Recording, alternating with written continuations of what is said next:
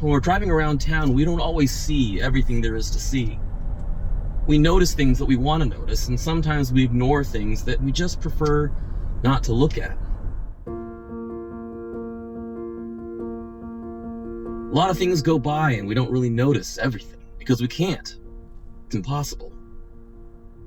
And in our fast-paced world, the people that often get ignored are the poor.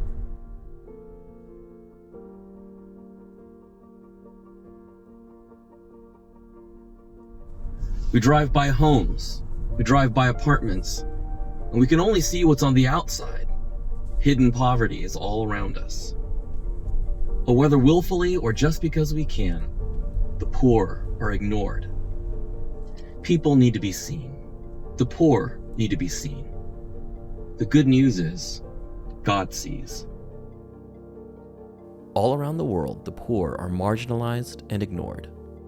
The reality of poverty is caused by a variety of factors, including our human tendency towards self-interest and greed, our collective failure to love our neighbors as ourselves, to see other people as loved by God, leading to social and economic systems perpetuating poverty, is one of the things that the Bible calls sin. In our sinfulness, humanity ignores the poor. God, however, sees all people, especially the poor. Describing his own mission in Luke chapter 4, verse 18, Jesus says, "The Spirit of the Lord is upon me, because he has appointed me to proclaim good news to the poor." What is this good news, and why is it good news for the poor? It is good news that God sees the poor and even identifies with the poor. After all, Jesus was born into poverty. He spoke out against economic exploitation. He called upon those who would follow him to give sacrificially and generously to the poor. He reached out, touched, and dignified the poor, those who others would not even want to look at.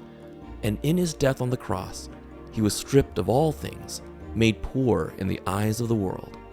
In the person of Jesus, God shows us that God not only sees and loves the poor, God calls on God's people to embody this love in practical ways. In Acts chapter 2, verse 45, we are told that the followers of Jesus sold their property and possessions to give to anyone who had need. When the people of God live according to the teachings of Jesus, this is indeed good news for the poor.